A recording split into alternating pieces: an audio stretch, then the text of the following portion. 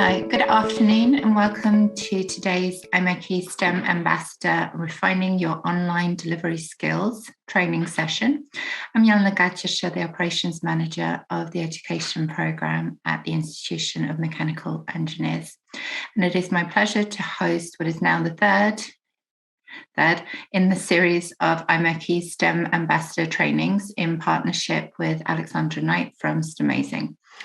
Before we begin, I need to let you know that the webinar is being recorded and will be available thereafter on the IMechE Education web pages, accessible on demand. The Institution of Mechanical Engineers education strategy focuses on facilitating the inspiration and retention of young people in engineering, as well as promoting the value of engineering to society across educational activity. Our STEM ambassadors are key to the achievement of these important strategic objectives. And the aim of these training sessions is to upskill existing STEM ambassadors, as well as encourage others to consider the role. IMechE STEM ambassadors are not only representatives of the institution, but of the engineering profession at large. The way you present yourselves and get involved in outreach is truly important and has the potential to change a young person's life.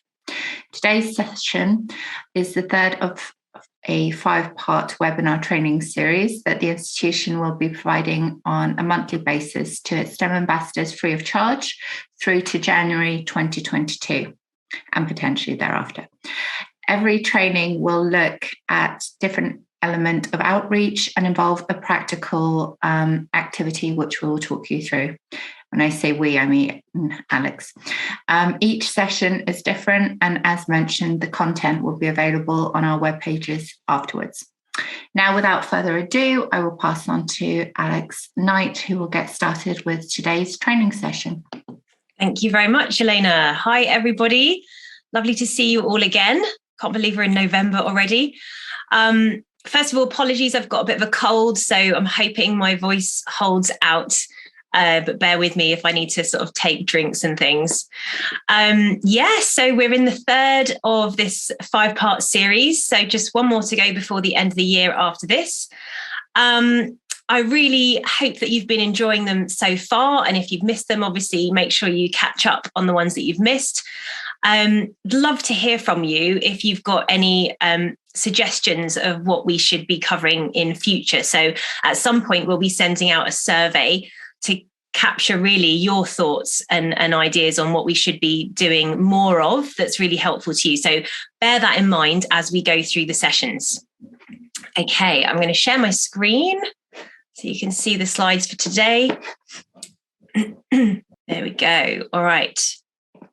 Okay, awesome. So, yeah, we're in the third one, and today's session is about online delivery, which is really important in recent times, and I think will still be important going forward. A quick recap: if you haven't attended any of these before and you don't know me, I'm Alex Knight.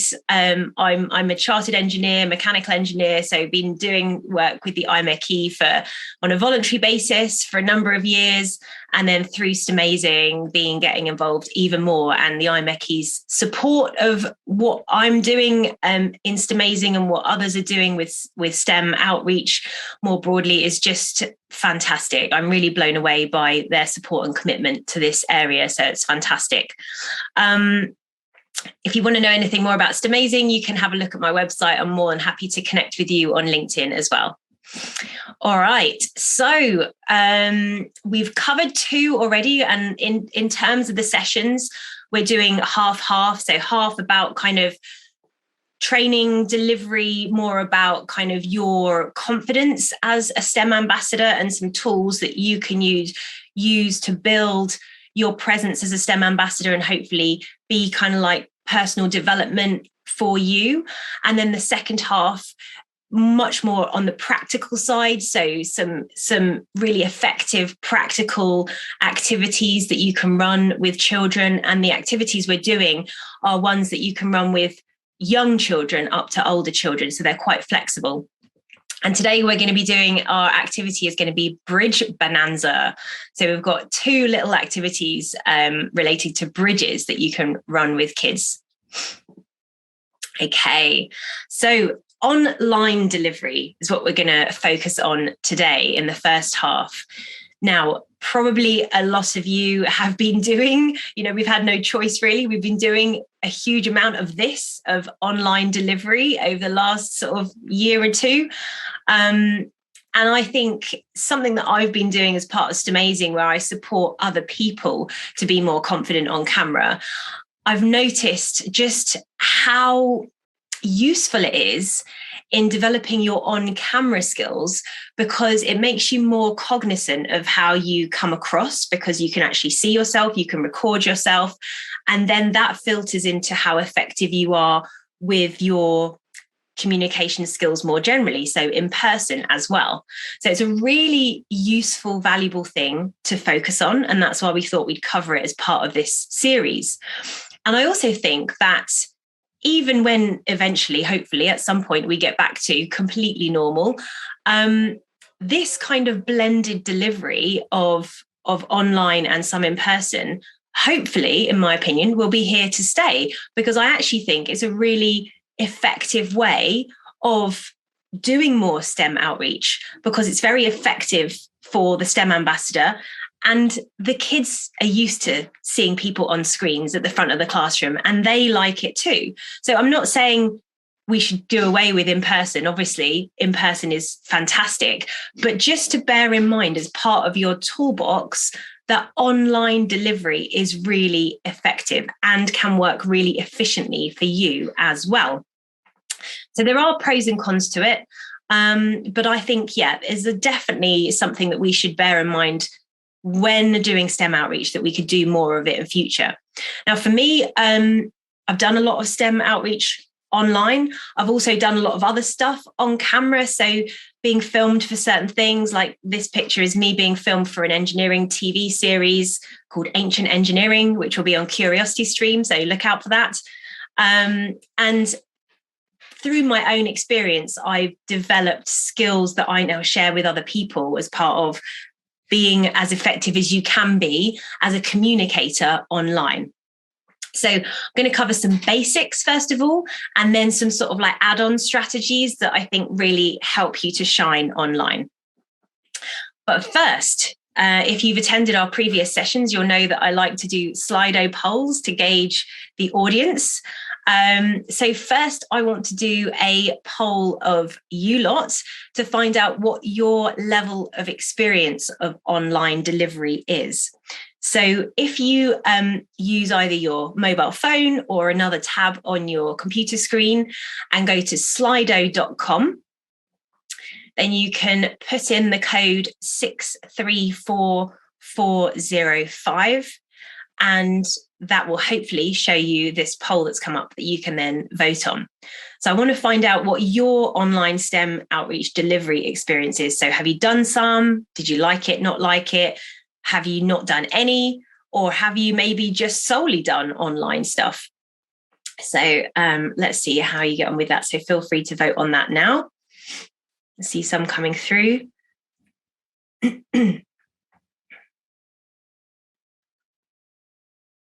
So majority so far saying they've only done STEM outreach in person. Then some saying done some online delivery but don't really like it. And some saying done some online delivery, think it works really well.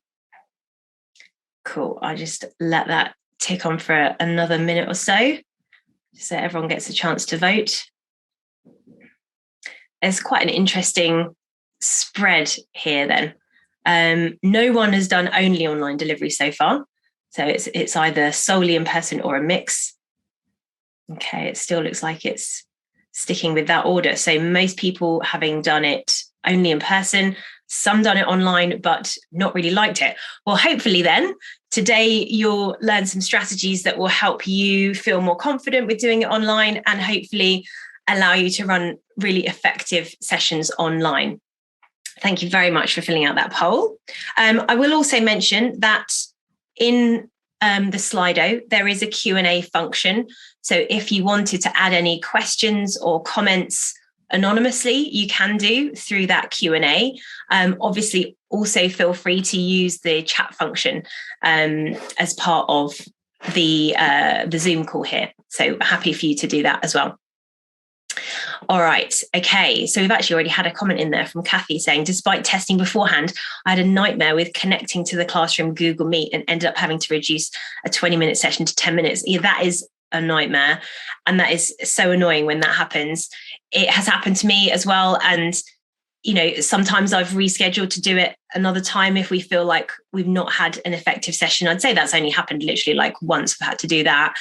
But I've done it literally probably like 100 times now, and the majority of times it works really effectively. So it's a bit of a shame, Kathy, that you had that bad experience. It'd be interesting to see those who said they have done some online, what your experience was. And we're also going to talk a bit more about that later.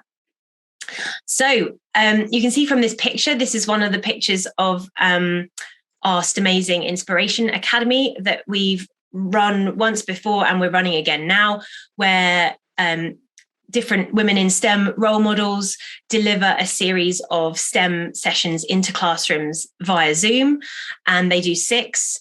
And we've reached so far over 1,600 children with these 6 sessions. And we're now in our current round going to be reaching hopefully over 2,000 children. And we've had really, really positive feedback from this.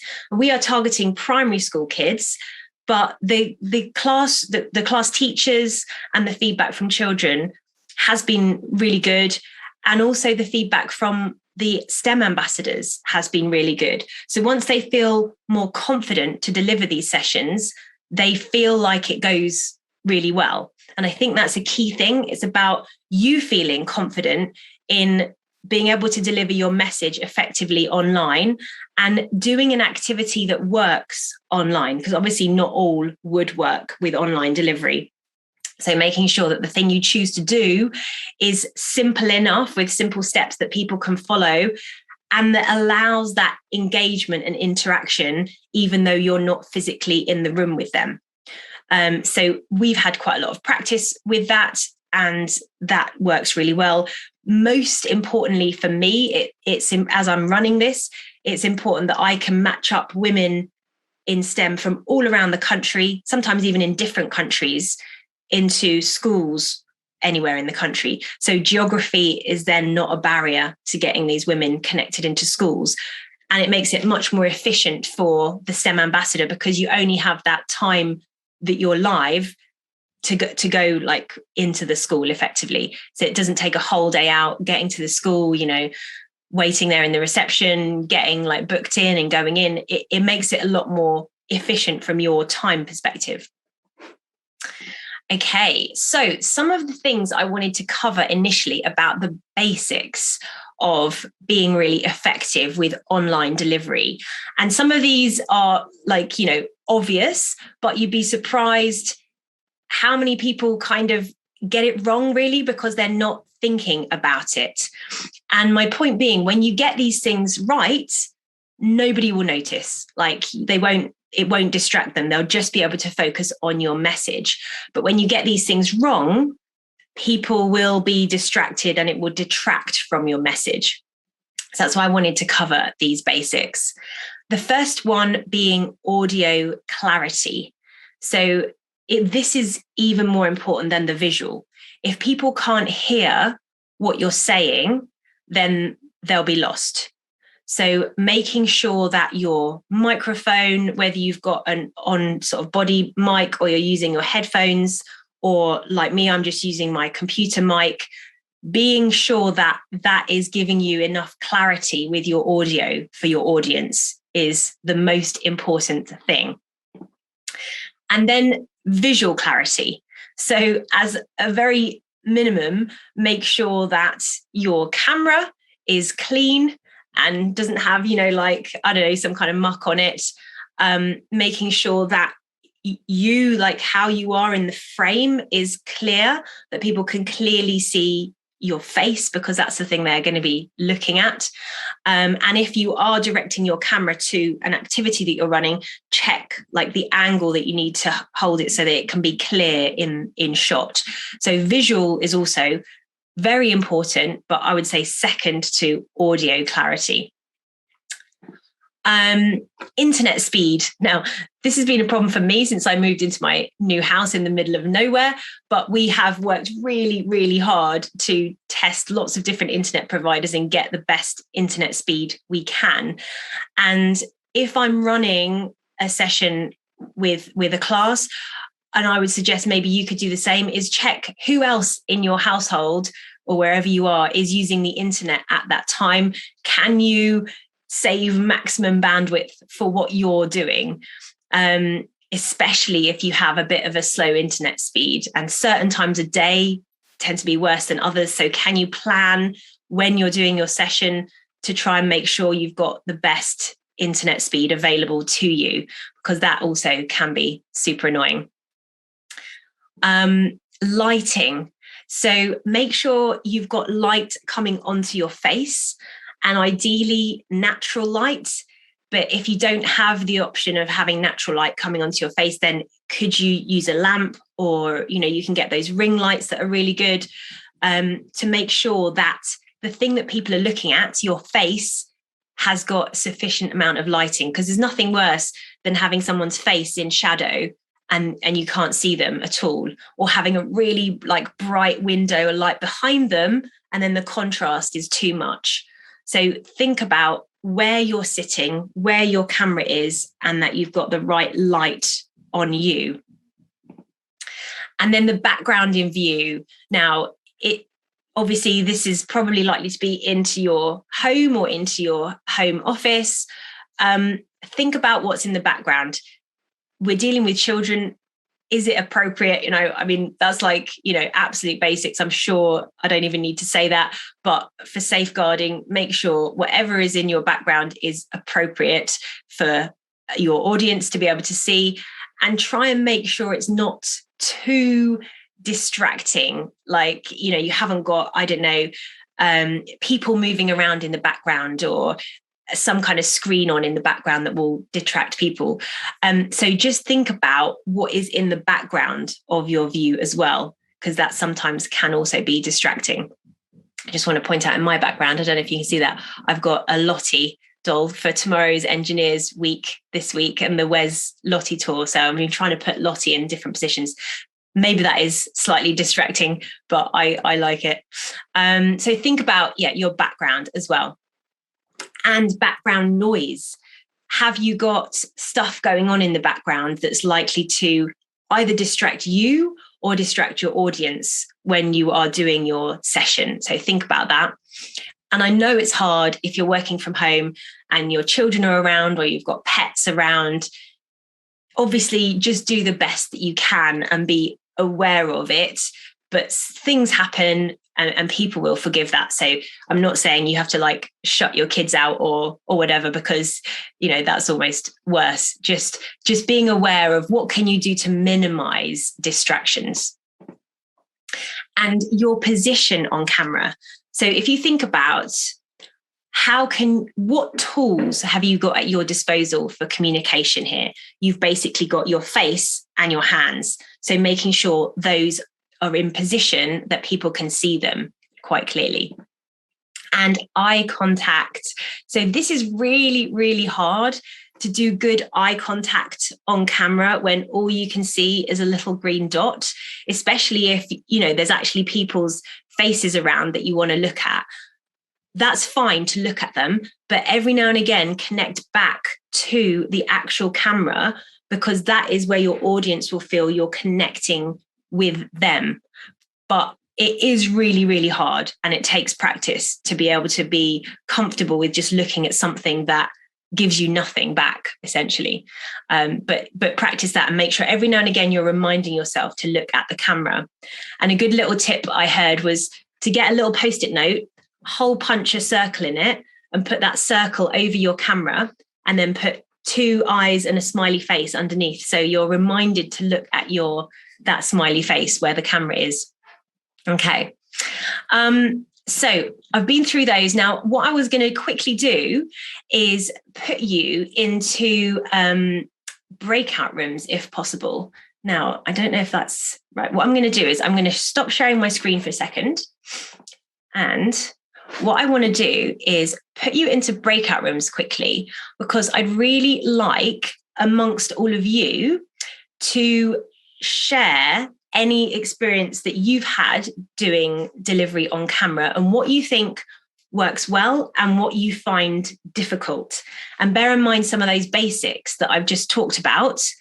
Notice those with yourself and with other people as you're having a quick chat about what works well and what you find difficult when you are doing online delivery.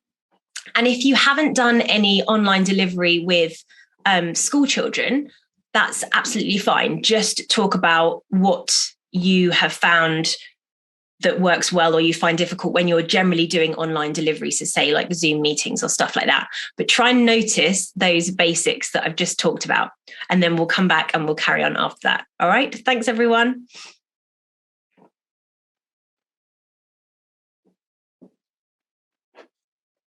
Okay, thank you for coming back. So I just double check that everyone's back in the room. Yeah, looks like it. Great. Okay. Brilliant.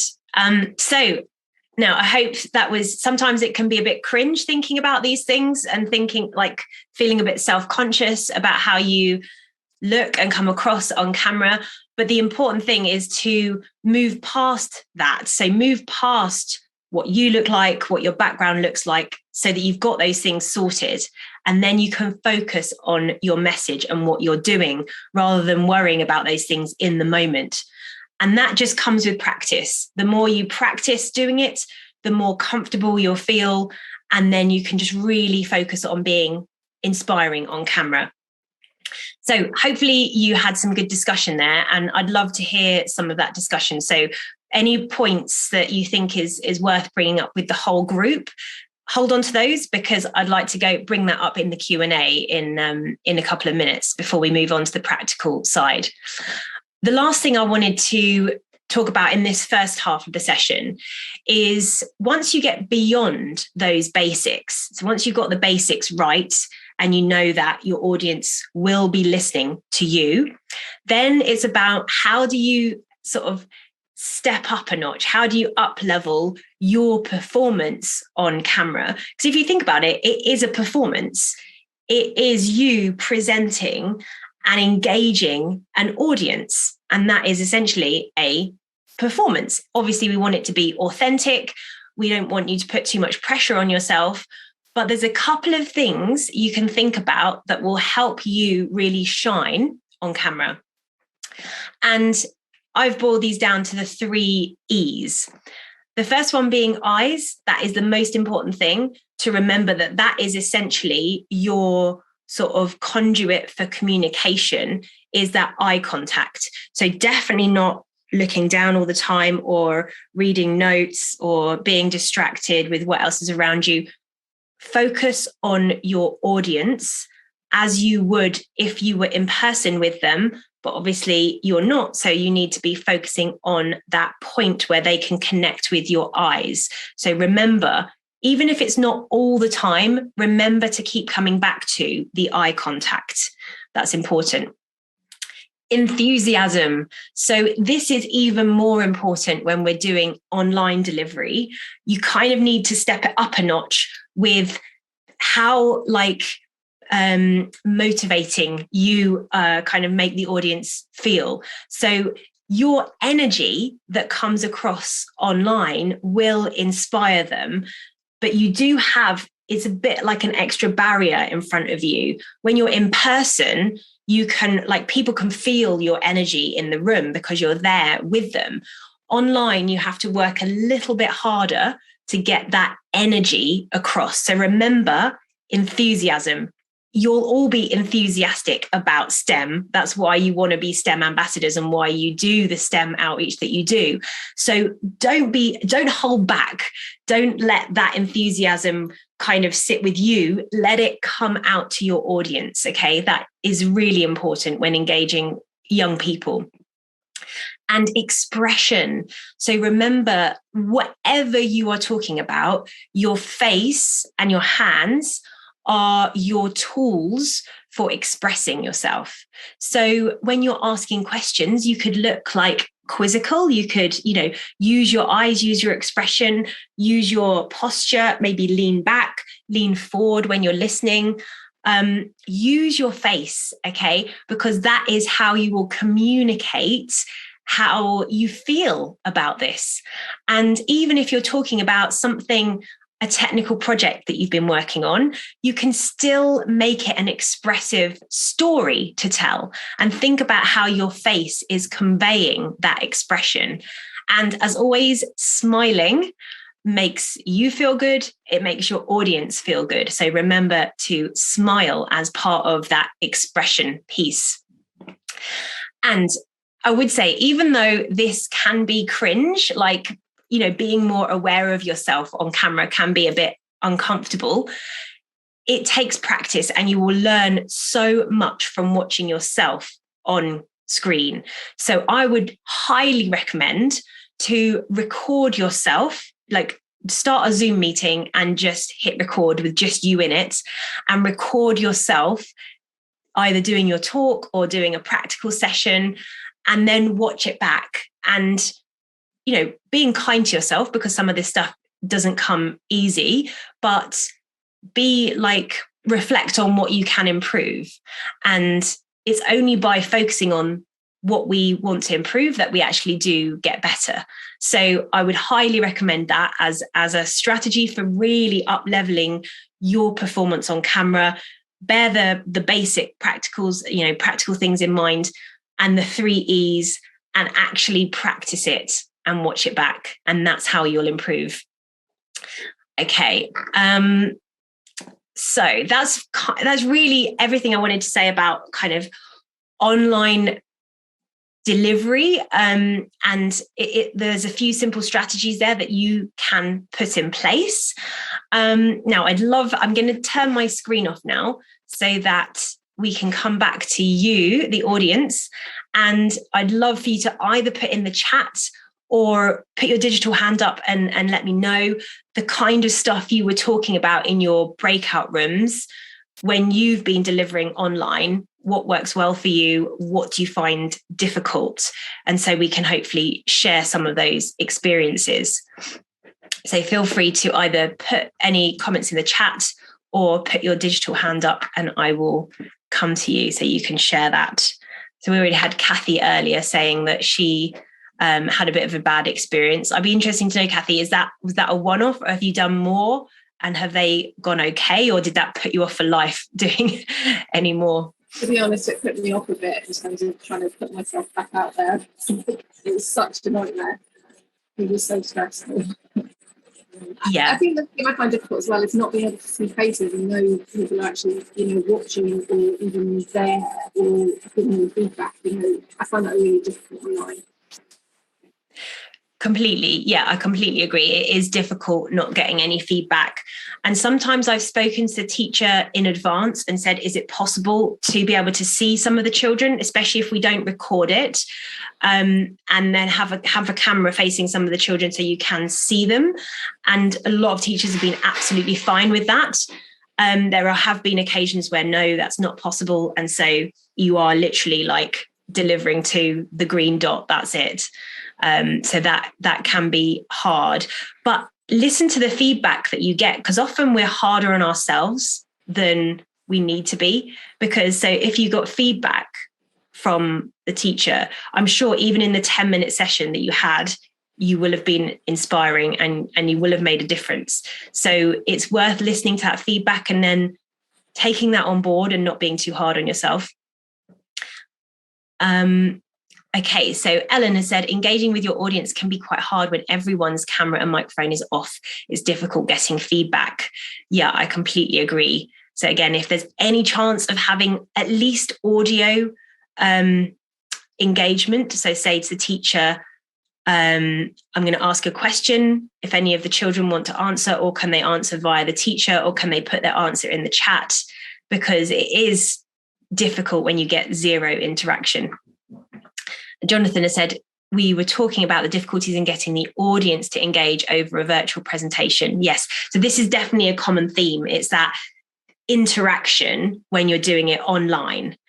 And what we found in Stemazing Kids is that a bit of a conversation up front with the teacher can help make that as good as possible. And in a lot of cases, like, that has worked really well. And we've been able to see the children, see how they're getting on, see how excited they are.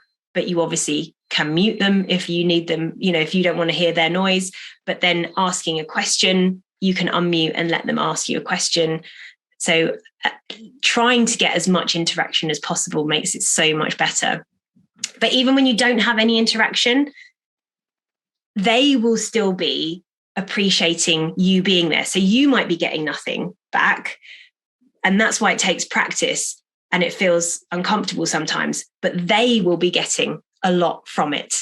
So it is difficult, but don't forget, they will still be getting a lot from it, which makes it worthwhile. Brilliant. Any other comments? Oh yes, brilliant. We've got some hands up here. So Yuan, or is that your first name? So I'm not sure if that's your first name or surname. Alex, it's Juan here. Hi. Hiya. Right. Yeah. We were discussing with Graham and Sarah. Talked about how we could make us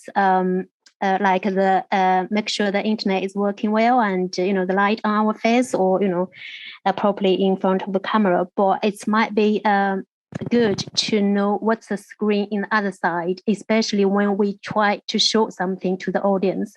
We want to know, are they able to focus on the details we want to show? Because I got some experience in the past. I tried to show a mechanical part bearing to the primary school kids, and I talked about this is a ball, this is a race, but I actually don't know. Are they be able to focus on the details? So this kind of thing, I think it's probably good to know their situation, if you like, their environment. Yeah.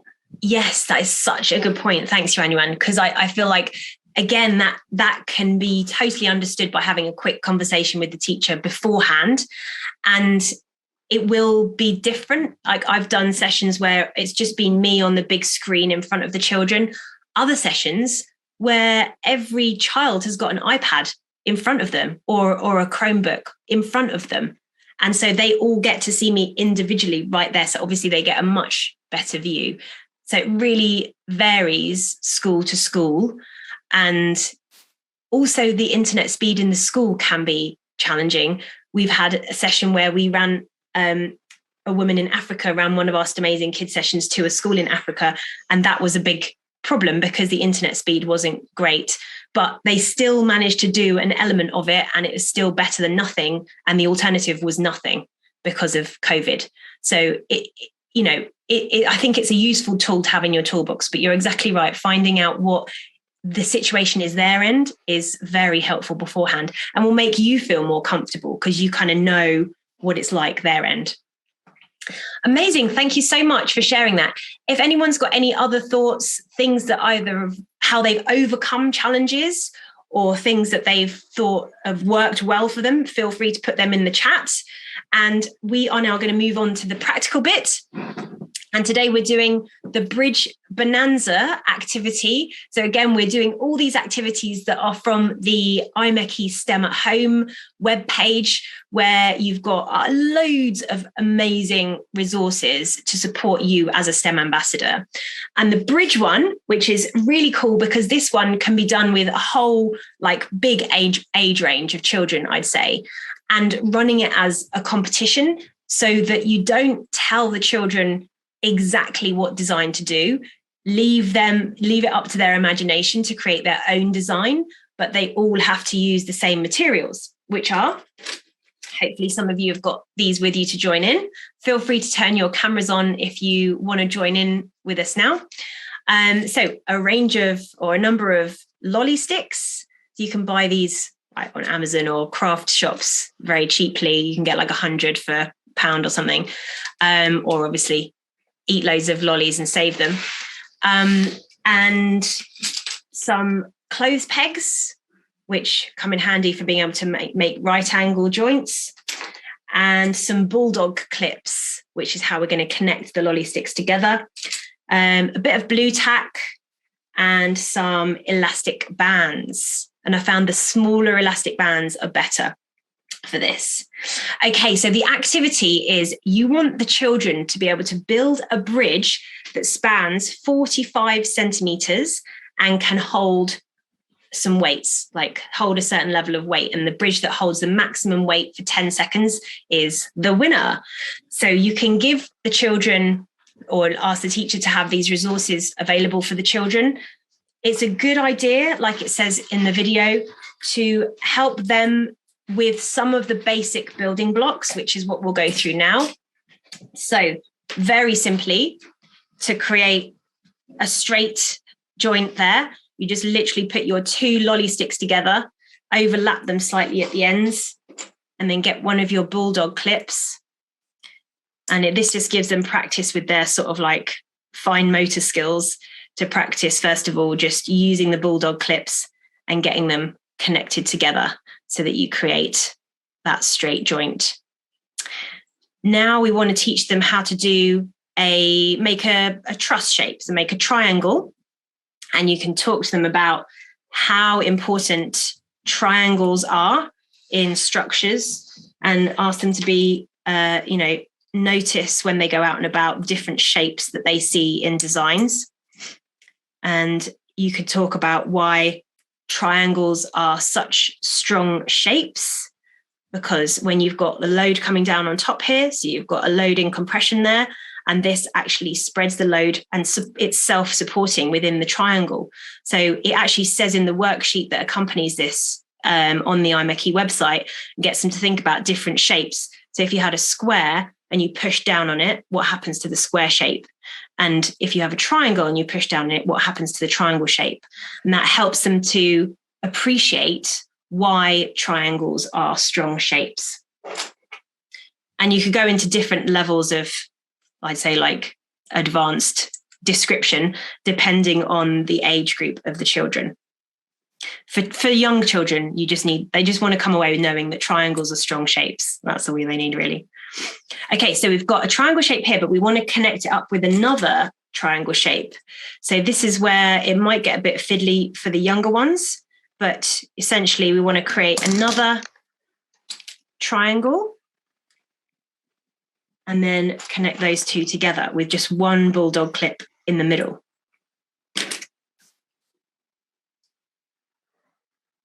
And it says on the IMechE resource that you probably want a session of like 1 to 2 hours for this, depending on how much time the school can give you and whether you want to do the warm-up activities.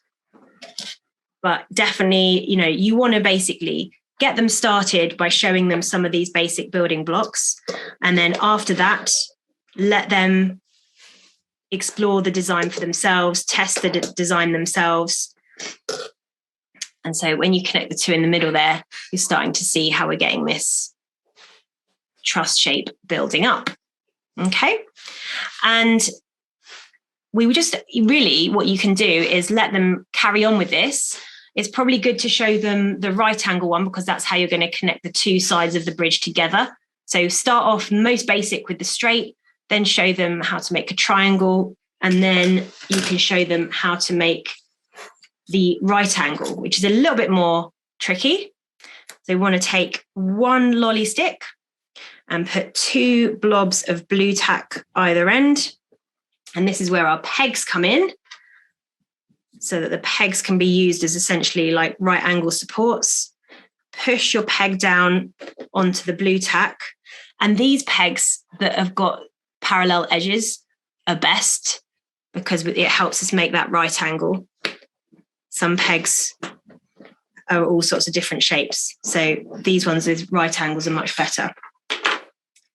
And then what we're trying to do here is we're trying to get the lolly sticks to be connected in a right angle shape like that. Now, I found when doing this that it's easiest to put the elastic band bit on before you put the lolly sticks on. Otherwise, it's a bit fiddly getting them over the lolly sticks. So you want to put 2 elastic bands in the middle there. And then you push your lolly stick down into the blue tack so that it holds it temporarily, and then flip over your elastic band so that that holds it in place like that. You see that? So that's created your right angle joint, and then do the same on the other side. And then use your elastic band to connect them together. And there we go. And then of course now you can connect that truss bit that you've built to your right angle bit. And if you do that on both sides, then you're creating your bridge. And of course, in true Blue Peter fashion, here's one I created earlier, which is just exactly the same. So you've got your truss on both sides, and you've got your right angle joints at the end there. And what we want the children to do is I ask you to bring a couple of books with you so that you can create essentially like a valley, and then so that it's still in shot. And then you put your bridge across your valley like that. And then you want to load it up. So a good way of doing this I've found is just to use a Tupperware dish. So you can rest a Tupperware dish on there, and then you can load it up with some small weights that you've got. And these could be, so I've got a range of things here. I've got some different weights, so like 20-gram weights. If you want to be quite scientific and specific about the weight that the bridges are able to carry, which is good when you're doing a competition because you want to be able to actually compare the weights. If children are doing it individually just for fun, they could just use any weights they can find, like some pebbles or some stones. So you will then load this up and check if you can put some weights on, different weights on, until the thing collapses. Okay. And so if you keep adding the weights, and then eventually it will collapse. But with each of the weights, ideally you want to wait 10 seconds to see if it can actually hold the weight. And then the one that can hold the most weight wins. And it'll be interesting to see. So in the video that the IMechE gives you, it does talk about the importance of like letting the children come up with their own designs. And hopefully you would get a whole range of different designs, but you'll give them a limited number of resources that they can use for that. Okay, right. Did anyone manage to do that themselves just now? It's one of those things where you need the lolly sticks. That's the main thing. Anyone manage to do that? So hopefully you can, if you want to practice, I would really highly recommend that you practice doing these before you go in to do it in a class. So make sure you get the resources yourself, practice doing it. Kathy said I didn't have enough lolly sticks or bulldog clips. Yeah, it's one of those things you need to get prepared in advance, and then you can do a practice. Okay, but the next one I wanted to show you before the end of the session, this isn't in the IMechE resources, but it's bridge related, and hopefully you've all got a piece of paper and some pebbles so you can try this one at home. And this is one that I've used with infant school children, so much, much younger children, anything from like age 4 upwards, because it's so simple to do and it gets across the same kind of messaging as we just done with the Bridge Bonanza activity, talking about different shapes and how they are important in design. So join in with me. If you've got this one, you just need a piece of A4 paper. Sarah said, I don't have the bulldog clips, but I may do with large paper clips to make one triangle. Well done, Sarah. Excellent. Okay, so for this next activity, we're going to compare some different bridge designs. And we're still going to need our books to make the valley. But first of all, what we're going to need is we're just going to take our piece of paper, and this can be any paper. So I'm using paper I've already used. So I recycle this paper, reuse this paper, and just fold it in half to make a flat shape. So we're going to test the strength of a flat shape. So put your valley back in place and just literally place your paper over your valley, and then put one of your weights onto your bridge and see what happens. So that collapses straight away, right? So that flat bridge is not very strong at all.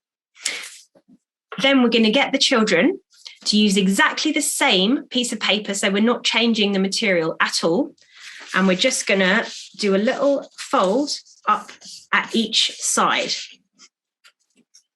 So we create this like half box shape bridge, okay? Put that back across your valley. And then we're going to test the strength of this again. So all we've done is change this shape very slightly, and already it makes a big difference. And you can add some more weights there and see how many weights you can add. Oh, there you go. Mine's collapsed after 3 stones that time. So we've gone from 1 to 3 stones. And you could talk to them about, they might see this kind of shape in bridges where you've got like box shape bridges or elements of bridges. And then for the third bit, we're going to make this same bit of paper even stronger. We're going to add some more folds to it. So we're essentially going to make it like a fan shape. And we're going to, obviously they're not quite triangles, but they look much more like triangles. So you've got this up, down, up, down, up, down shape like that. So you're creating more like a corrugated shape, but we're starting to introduce how when you can spread the load over the shapes there, like triangles do, how much more stronger this makes it. So put your bridge back across. And you remember last time we managed 3. So we'll try this again. So we've got 1, 2, 3. And this is just exactly the same material. All we've done is change the shape of it, and we can pile absolutely loads more on before it collapses. And this is really effective to do with young kids. And I do this normally with 1p coins. So I get a load of 1p coins and then see how many they can stack on there. And I'm struggling to fit any more on here now. But essentially, you can just see I'm keep going pile, pile, pile, more and more on.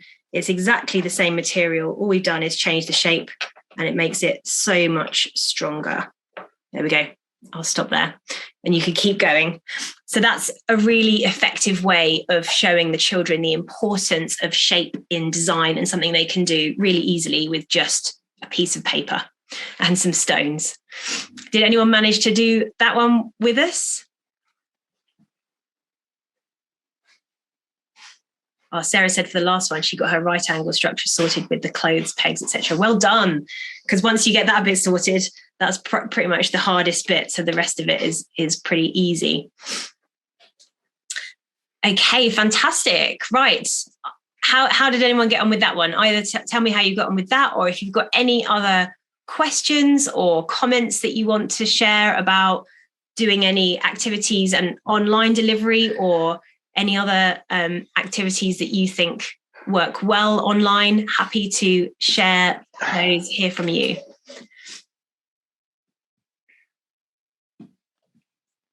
I'm going to admit, Alex, I didn't try it. I'm not an engineer. We did a practice session with me before, and it was not successful. Let's see how everyone else did.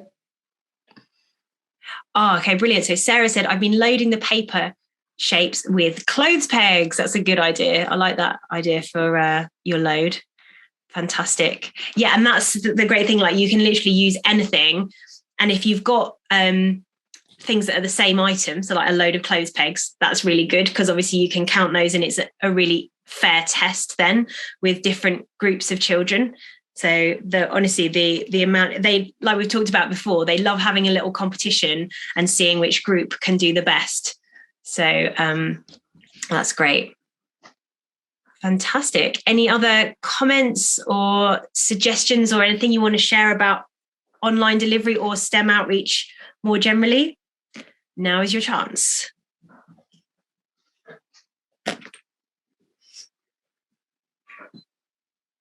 I think I would just say in the chat, I've put in links to, this is my bit that I think I do every session for the STEM at Home range. You've got all the activities there. And also, for those of you that don't know, the IMechE offers free STEM toolkit, which is basically a big box of reusable materials and instructions for, I think, 6 of our engineering practical activities, which are across key stages 1 to 4. So if you have an activity or you're going out to do some outreach, you need to give us a bit of notice. But if you send across the details, I put it in the chat, and we ship off the STEM toolkit to you to use. And it usually lasts a good amount of time because, like I said, that most of the activities, most of the resources are reusable. So, and if you have any feedback on that, please do let us know, because we are always looking to improve things, training, the activities we have. Yeah. Super. Yeah, I might have to request one of those myself. I'm surprised you don't have one. No. I have one like everywhere next to my desk. There's one here as well. I carry it everywhere. No, that's great. No, and definitely look on the IMechE STEM at Home page, because I didn't print it out this time, but the Bridge one, again, it's got fantastic things that you can use, like a quiz, like fun STEM facts that you can talk about. It really has got all the support that you need to run a really effective session. So make the most of that. But again, practice it beforehand, just so that you feel really comfortable with it. And even if you can, record yourself actually doing it. Because even if you're going to do it in person, recording yourself doing it and watching it back will help you notice the bits where maybe you're not so sure about what you're saying, or bits that you find difficult, and you can refine those. So I really think recording yourself is a great way to improve. And, this is all about self-development as well. Super. Well, thank you so much for your time, everybody. This recording should be available at some point if you want to watch it back. Yeah. And I look forward to seeing you next month for our next session, where we're doing a different activity that is going to be a really fun one for Christmas time. Thanks, everybody. Take care. Thank you. Thanks for your kind comment, Jonathan. Appreciate that. Thanks. Thanks, everyone. Thanks, Maureen. Thanks, John Luke. Thank you.